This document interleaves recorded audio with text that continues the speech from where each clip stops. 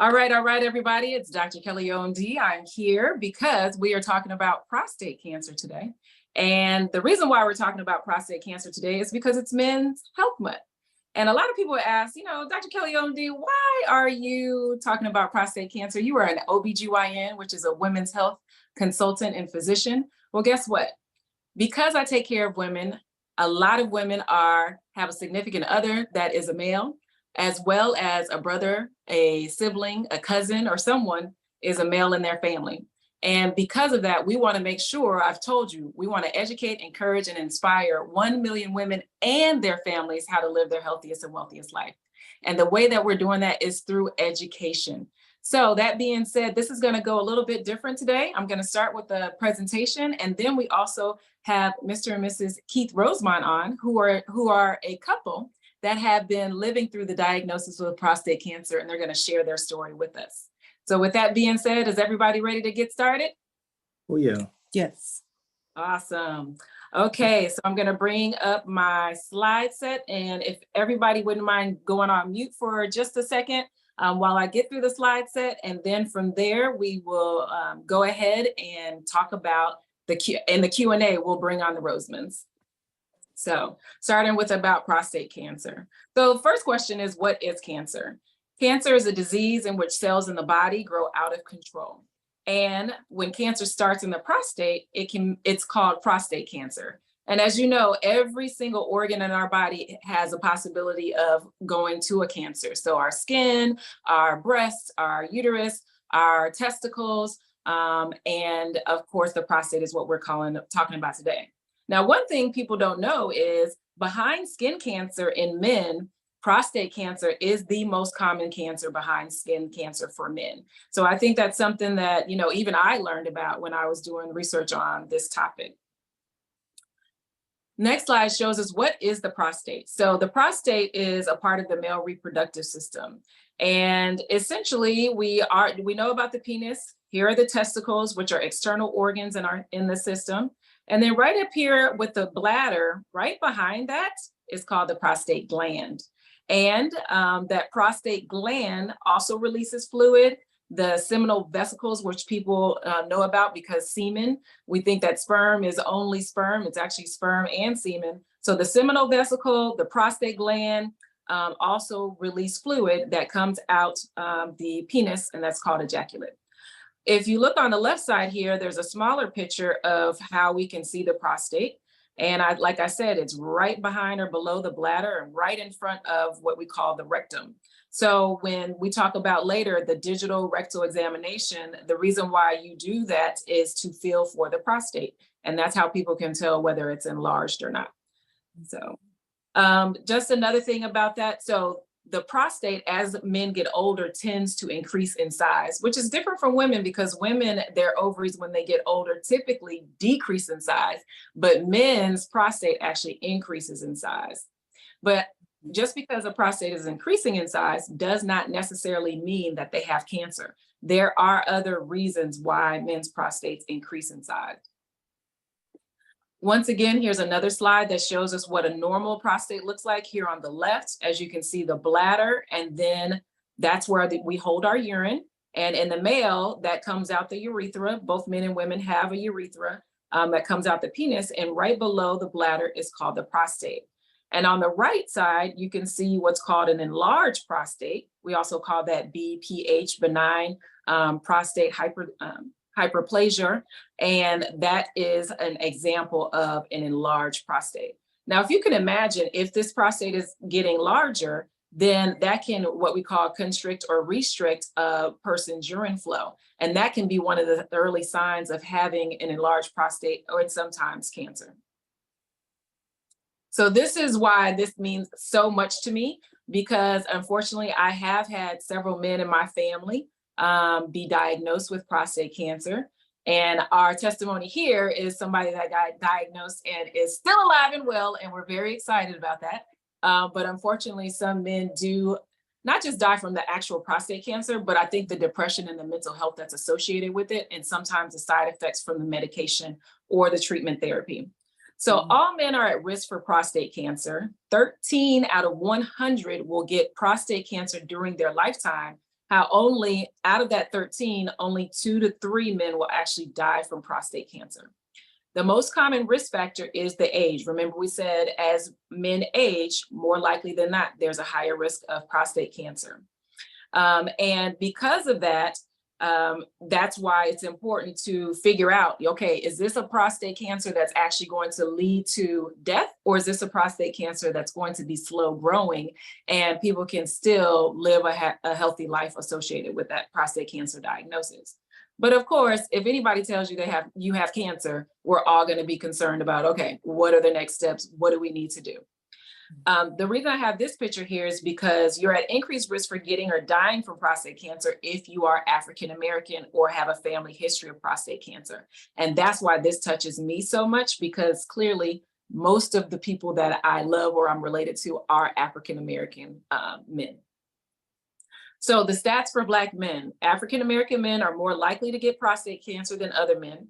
They're more than twice as likely to die from prostate cancer than other men.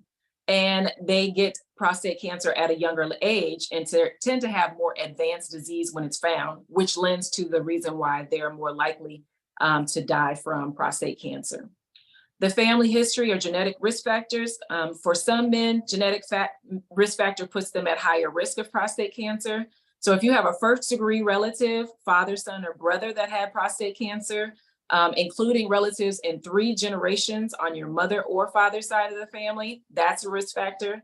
You were diagnosed with prostate cancer when you were 55 years or younger, or you were diagnosed with prostate cancer and other members of your family have also been diagnosed with breast, ovarian, or pancreatic cancer. So that's something else, and that's associated with another genetic abnormality. So if you've heard of BRCA, which we talk about in breast cancer, ovarian cancer a lot, then that can be associated with, and then another genetic abnormality associated with pancreatic cancer as well. So what are some of the symptoms of prostate cancer? And you can look at the bullet points there. So difficulty starting urination, weak or interrupted flow of urine, urinating often, trouble emptying your bladder completely, pain or burning during urination, blood in the urine or the semen, pain in the back, hips, or pelvis, as well as painful ejaculation. Some people have no symptoms of prostate cancer. Other people have some of these symptoms listed here. So the question is about the screening for prostate cancer. So this is what's near and dear to my heart, because growing up in Chicago and LA, being surrounded by Black men, being educated by people that were very much focused on the inequities of healthcare of people of color, I have always been told that Black men need to get prostate exams and PSAs. However, literature states something different depending on your genetic background, your race background, as well as your age. So the screening for prostate cancer typically is a PSA, and that is a prostate antigen test. And when we talk about screening, that means that we're looking for cancer. It doesn't mean that you're actually diagnosed from cancer. Now, there's risks and benefits anytime you do a screening test, and we know that. The screening test could be a true positive or it could be a false positive.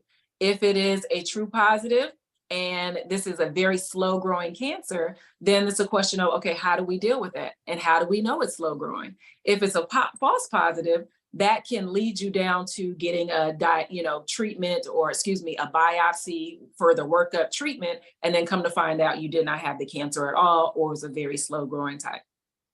You can also have a negative result that is a false negative result, which gives people the reassurance that they're okay, but then they come back next year and something has happened significantly, either with those symptoms we talked about, or the blood levels are going up in their PSA. Important thing is there is no standard test to screen for prostate cancer. So we talked about some benefits and risks of screening, and it kind of goes through here. So some of the things I want us to talk about really is the age. So the panels don't recommend having a PSA screening in men under the age of 40. The panel does not recommend routine screening in men between the ages of 40 to 50 years at average at risk. But what did I just tell you? African American men are not at average risk. Men who are 50 to 69 years old should make individual decisions about being screened for prostate cancer. Once again, African American men are not at average risk. So I recommend starting at age 40, you start talking with your physician, and more likely than not, starting to get screened for African American men. Men who are 70 years and older, they say should not be screened for prostate cancer routinely. And the reason why is because typically it's a very slow growing cancer, if it's there at all, and it's not going to be what kills you. So we talked about the benefits of screening, finding out that you do have prostate cancer and being able to treat it early if you so choose. And some men prefer to know what their diagnosis is. Mm-hmm. Some of the harms, about prostate screening. So it takes about 1,000 men between the ages of 50 and 69 years old who are screened. 1 death will be prevented and 3 men will be prevented from getting prostate cancer that spreads or metastasizes to other places in the body. And then we also talked about the possible harm from screening, which can be those false positive results. And then the possible harms from diagnosis. So in order to diagnose prostate cancer, you have to do a biopsy. So you have to take a tissue sample. So prostate biopsies can be uncomfortable or painful. They can also cause to have blood in the semen or the ejaculate, as well as they can lead to infection. Some of the possible harms from treatments, we'll talk about there's different treatment modalities for once you get diagnosed with prostate cancer. But some of the possible harms from the treatment can be urinary incontinence, erectile dysfunction or impotence, as well as bowel problems. Now, I think that men hear those 3 things more than they hear about anything else. And sometimes that prevents them from wanting to get checked by physicians or go through any type of treatment because they're afraid of, number 1, the diagnosis, and number 2, the treatment harms or side effects that could come from it. So we talked about the PSA test. One thing about the PSA test, it's different in different races and at different ages. So you also have to kind of trend the PSA test. If the PSA test is abnormal, so some people use the number 4 as a nanograms per milliliter as an elevated, and some people use 2. But also if you've been trending, like you've been below 2 for several years and all of a sudden you're a 4, 6, 8, then we need to look into, okay, why is the trend going up?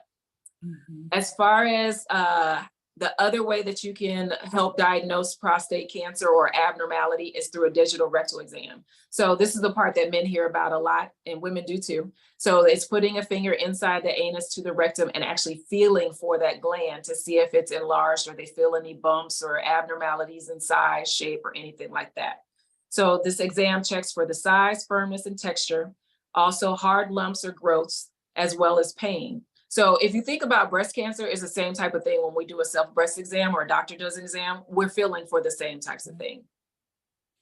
There is another test called a free PSA test, and this free PSA test is more linked to benign prostate conditions. So you can have the PSA can be floating around freely, or it can actually be connected to another hormone or connected or bound is what it's called. And that bound type of PSA is more likely linked to cancer versus the free type is linked to benign states. And there's ratios that they have associated with that.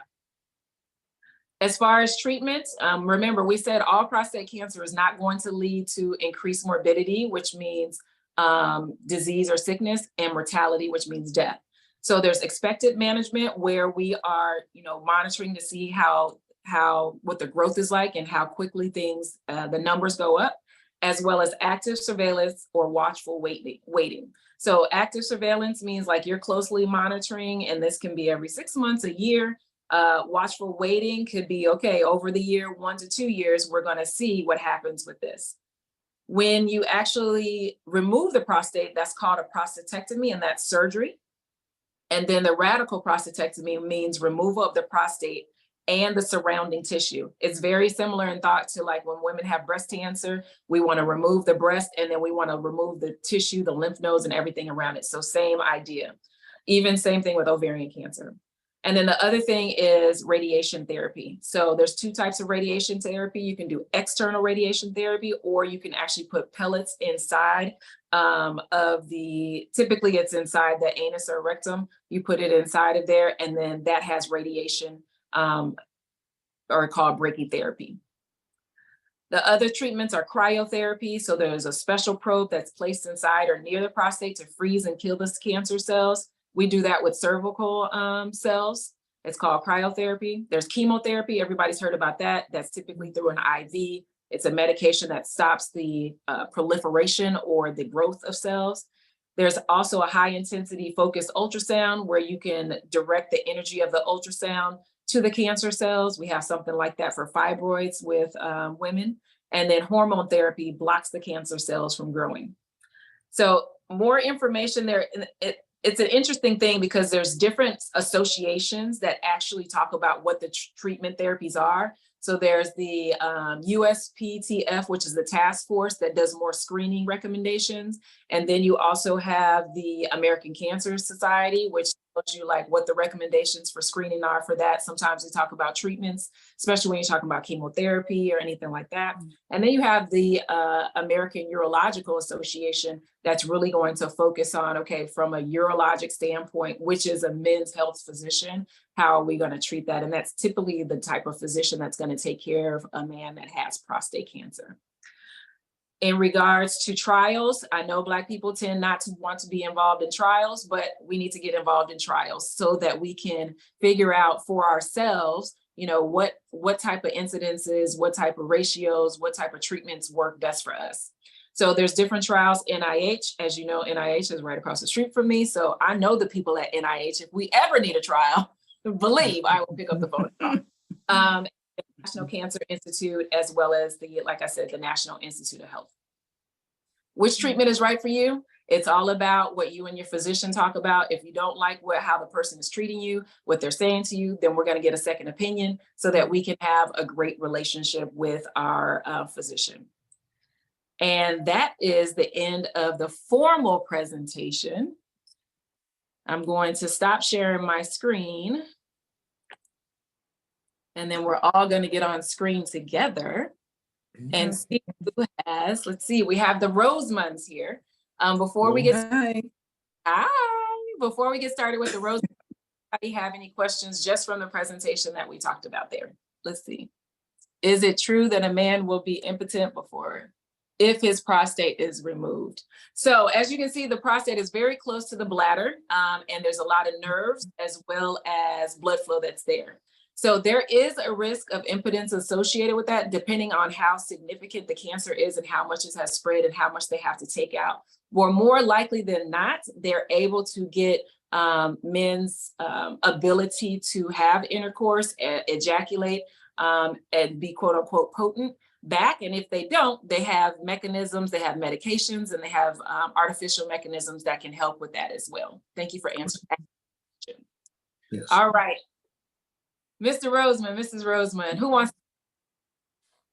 Okay, let me just start a little bit, just so everybody knows my history a little bit. I was diagnosed approximately 2 years ago with prostate cancer. And it wasn't like I had been ignoring my health for years. I go to the doctor every year. I have a physical every year. And I have a PSA exam every year. And every year I would ask my doctor, my MD, I ask him, what is the status of my PSA? What is my PSA level? Because I've always been concerned about my health. And the doctor would always say, oh, it's fine, it's fine, it's fine. And then I started having other problems, such as indications that there may be a problem with my prostate. And finally, they sent me to urology. So when I went to urology, when the doctor looked at it, he looked at my PSA levels. He says, you know, your PSA levels are high. And he has a little formula that he calculates it. You know, I never could get the formula and understand it, but he would do the formula. He said, oh yeah, he says, then we went through a thing of, this is what your options are. We can wait and see and observe and monitor, see how it's going to go. Then we're going to do a biopsy. And then from there, we'll make a decision on what we want to do. You can do radiology treatments, or you can do hematology treatments, which encompass chemotherapy or hormonal treatments. So based upon what my recommendation was, is that it's not something I wanted to play around with. I've known people who have actually been severely ill from prostate cancer, and I didn't want to go down that road or wait and see. Mm-hmm. So I asked them to just go ahead and remove my prostate, and we would go from there. For people who are concerned, if you have any irregularities, such as some of the ones you named, it's best to go ask to see a urologist, go to a specialist, and not just go to your general practitioner. Because if you do that, then they're not always an expert on everything. They can refer you to the right person to get you to the right step. And another issue too is, depends on who your doctor is, a surgeon. If you have other issues going on, if you want to wait and see approach, that's one thing. But if you do radiology or you do chemotherapy, a lot of times a surgeon will not do surgery. So that's another issue. You have to make a decision for yourself on what you want to do. If you think you are viable for a treatment plan, you can go to any of those doctors, the radiologist, the hematologist, or the surgery doctor, and get one of those recommendations for what they believe is best for your specific condition. And then you have to make up your mind what you want to do. Don't always go along with it. And you have to be your own advocate and have other family members, such as my goddaughter here, advocate for you and help you make a good decision, so you're not sort of left out in the lurch. Sometimes, that a lot of the doctors are very busy, and if things don't flow right, you may get forgotten. So we don't want that to happen to anybody. You want to make sure you're taken care of. And another thing I've done too is all my sons and my grandsons. I have 2 grandchildren who are boys, and I have 2 sons. And I went to each of them and explained to them what was going on with me, and explain to them, this is what you need to look out for in the future, because now we know it's possible that it runs in our family. So just keep that in mind. And I think some of the risk factors, one is if you're over 60, basically, I think it's 90% of males over 60 are diagnosed with some form of prostate cancer. It may not be active, but you still may have some issues going on there, and just keep that in mind. Yeah, I think that's an important point. The fact that you mentioned a lot of important things. So starting from, I'm just going to start from 4 to back. So, you do have 2 sons and 2 grandsons, and a lot of family members, a lot of men won't talk to their families about what's going on, whether that's out of embarrassment or not understanding or not wanting to put a burden on their family members or their children. But you took a different approach so that people can be aware. And I give you another hand clap, number 1, for taking care of yourself. Number 2, for bringing your family into the diagnosis and the experience, so that we can prevent that from happening to them in the future, or at least early diagnosis. So thank you so much for doing that. Back to your statement about your primary care just kept telling you it's normal, everything's okay. When you went to your urologist, did they show you, was there a trend or something that they saw, or do you know exactly what it was that caused him to look at it and say, something's not right? Well, I started having some symptoms, and then I asked to see a urologist. They referred me to urology, but according to my general practitioner, each time I would ask them, and this has been years and over again, saying, oh, everything looks okay as far as your prostate goes. But then when I went to go see the urologist, he has a little formula that he figures out. And he says, no, that's not wrong. It's high. But apparently the GP didn't understand the formula that he was working with. And that's when they referred me to him. And then he figured out, and he says, this is something we have to get taken care of right away. And I think that formula was actually the one that I put in there that talks about that free PSA and that PSA.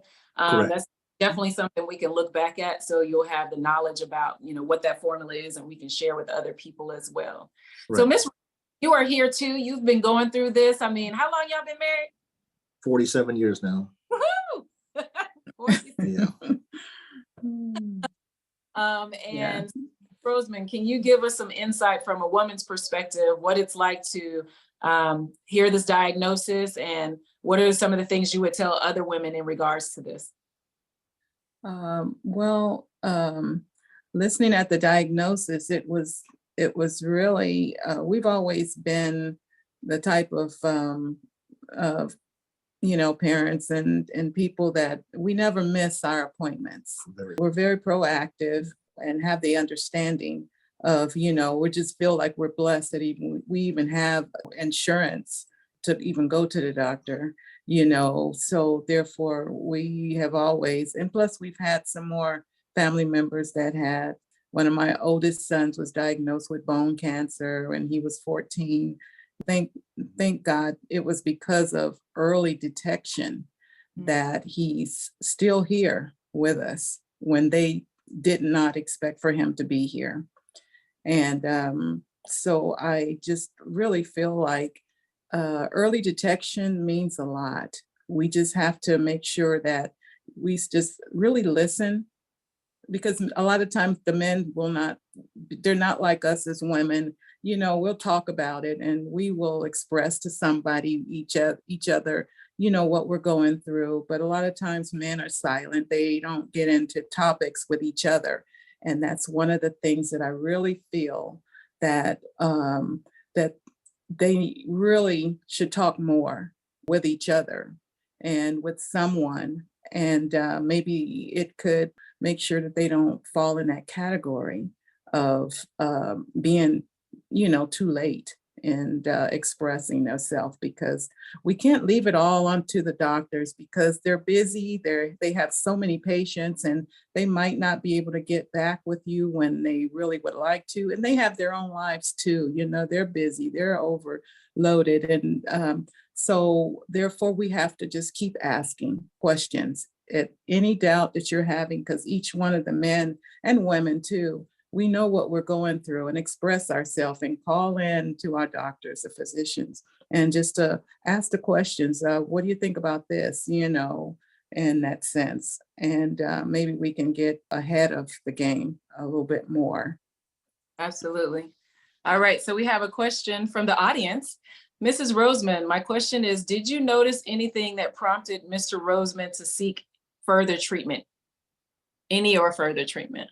Well, see, a lot of times being in the military and they're being, you know, a lot of times they're gone on deployment, or, you know, you're not there with them all the time. But basically, just kind of, if they start just thinking about saying little things, you know, why I've got to go to the bathroom so much, or just anything, then just start pushing them and making sure that they get to a doctor. You know, and I know the jobs are, everybody's overworked and things, but don't just push it aside.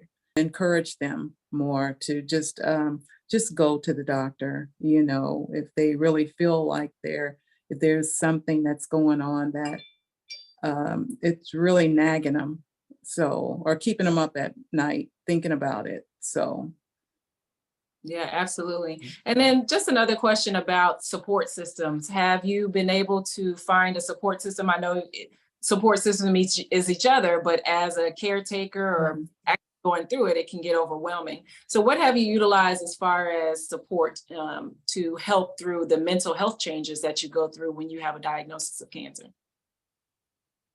You know what, we didn't locate a group therapy session. We asked a little bit about it, and it was just, we've had too much going on so far, so we haven't pursued that avenue yet. But the American Cancer Society is what I was told. If you contact them, they have sessions, or they have groups that you can join to help you get through the process and explain things to you a little bit better. Awesome. right, they did. Yeah, you know, tell us about that, because you know, by our physicians and everything, it's from the military doctors. We asked about that, and they were just kind of said that they didn't, but we did when we were going through radiation and, you know, going to the doctors. We were always the ones to walk in and meet new people and finding out. So we had our own group that we would see on a daily, And you know, encourage each other. and encourage each other because we were seeing each other all the time. And we took the phone numbers down and we would talk, because there was a time he was going through radiation. So we was there every day out at Balboa. We was there every day. So you see the same people, you get to talking, you know, and have discussions. And these were active duty and the retirees. And we just kind of, we got lists of each other, and we would call each other and check in on each other. And, you know, and when we walk in the door, we would always say good morning to everyone. And then at first they just didn't get it. And we just did this on a consistency. And when we walked in there, My husband would always say, we would say, good morning, how are you doing? You know, and then they started saying, quoting the same thing he was saying. He says, what was your quote when you My walked quote in? is, I'm blessed and I'm still here. And It's number one and then seemed like everybody was saying the same thing. every day. Every day we would go in and they were coming out of themselves, you know, and feeling like it was okay. They felt better too, that they could share. But I think having a support group means so much mentally and physically. So if they can, you know, just have that in itself to help encourage one another, it goes a long way. Yeah, one of the guys came to me, we were leaving about the same, completing our treatment about the same day in radiation. And he came up to us and says, you know what, I just want to thank you guys because you Mhm. really encouraged me to Mhm. stay on track. And that meant a lot. Yeah. It really did.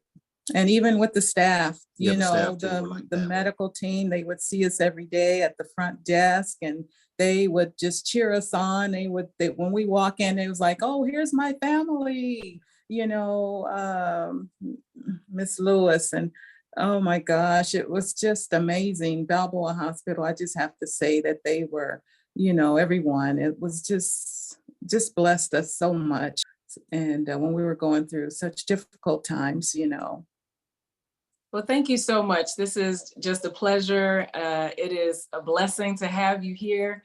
As I said, I've known them since I was in high school, like middle school, I think it was. So to be a part of the Yeah.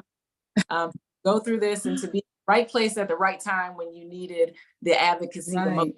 That's what really, you know, when they talk about Jeremiah 29:11 and God has plans for you and you understand that, you know, in the seventh grade, he knew that this was going to Yes. happen.